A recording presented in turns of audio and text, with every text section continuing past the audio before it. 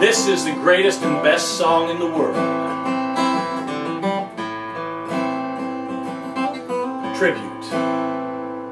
And it may very well be. I mean, how do you judge such things? But I think if a shiny demon shines on you and tells you it, this is how to play Tribute by Tenacious D.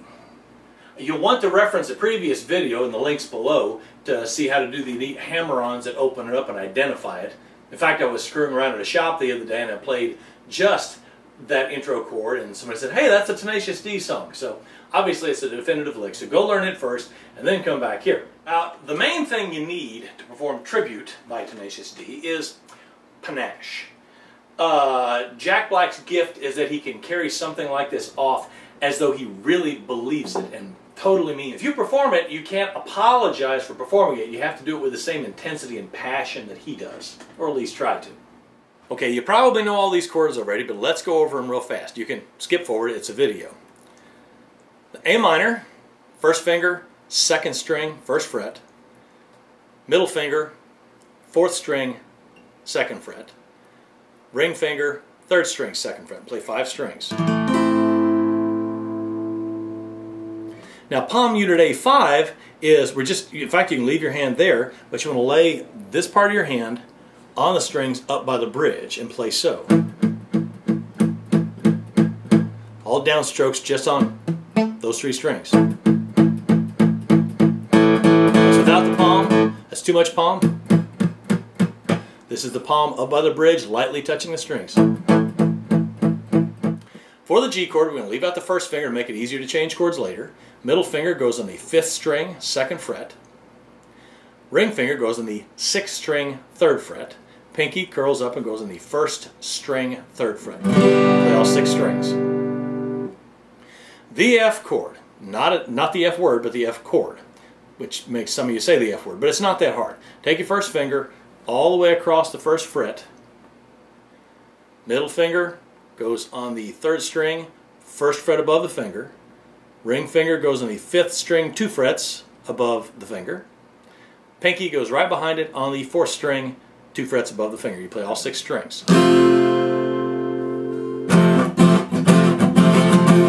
A D chord, first finger goes on the 3rd string, 2nd fret. Middle finger, 1st string, 2nd fret. Ring finger goes in between them on the 2nd string, 3rd fret. And you play 4 strings. At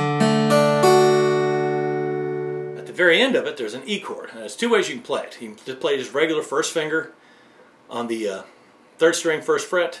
Middle finger, 5th string, 2nd, ring right behind it, 4th string, 2nd. But since you're going from there to the F, you have to move all your fingers for that. Another easy way to play it, and kind of helps you work on the F chord, is just slide the F chord down a fret, pick up your first finger. Then you just have to slide it up and put your first finger down. Back to the panache. You can perform this by yourself, but it's better if you've got a duo, because that gives you the brother Kyle to refer to and gives you the harmony on the vocal parts. But if you can play it by yourself and get by with it, you're going to have to practice the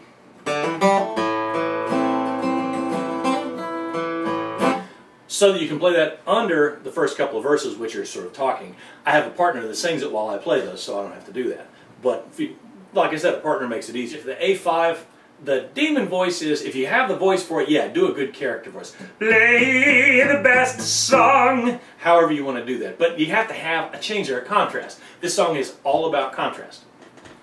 And once you get done with that, you got to be, well, me and Kyle. And you have to be very nonchalant about that, because we looked at each other and we both said, okay. And then it picks up a little bit. And we played the first thing that came to our heads, just so happened to be. So we picked it up, increased intensity, and we're strumming a little bit harder on the A minor. Played the first thing that came to our heads. Well, when you get past the best song in the world, the whole band kicks in at that point, so you have to hit it a little harder, maybe add the other guitar if your friend plays. Look into my eyes and it's easy to see, 1 and 1 make 2, 2 and 1 make 3, it was destiny. And now at the end of that first chorus, big section, however you want to think about it, you've got to throw in what I think of as sort of orchestral licks. You've got an F chord and you're going sort of a triplet. 1 and a 2 and a 3, 1 and a 2 and a 3. Okay? And big and dramatic. And down, up, down. And get to the contrast in sound. And you do it all down, but it's not the same. And we continue on hugely. Once every 100,000 years or so, when the sun doth shine and the moon doth glow and the grass doth grow, and then you got to bring it back down. Needless to say, and you're back to the same style you did at the beginning, but just over the A minor. And now we get to the section that's way better to do with a partner or a band if you can manage it. And we said, nay, we are but men. You have to stop there, rock, and both of you shout the rock thing, and then the harmony part,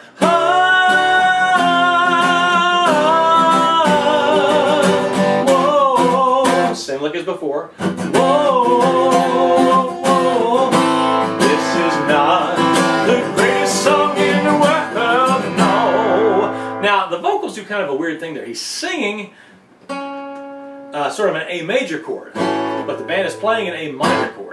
Kind of adds to the drama. I don't know if it was a screw up or what, but it sounds cool, so do it. This is not the greatest song in the world. This is just a burp. Anyway, after that, you really have to cut loose. You're the greatest song in the world, all right. And it helps if you believe it, that you're singing about the greatest song in the world. Not this song, but you're singing, this song is about the greatest song in the world, remember? And then again, when you get to the next section, and the peculiar thing is this, my friends, you're not back all the way to the beginning with it. No, but you keep strumming, but it's still way lighter than it has been in the past. And the peculiar thing is this, my friends. The song we sang that fateful night didn't sound anything like this song. And you kick back in. After that, it kicks in and you carry the chorus, basically all the chorus feel, all the way to the end, until you get to the E chord I mentioned. So you do a F and then E. Same pattern we did before on the F. All right. Build up on the F and on the A minor. This is Ben Brown with MoreThanGuitar.com, and this has been some advice on how to pull off Tribute by Tenacious D. Please check in the links below if you haven't already for the chart, and maybe find a video of us performing this at one of our concerts. And thank you very much for watching.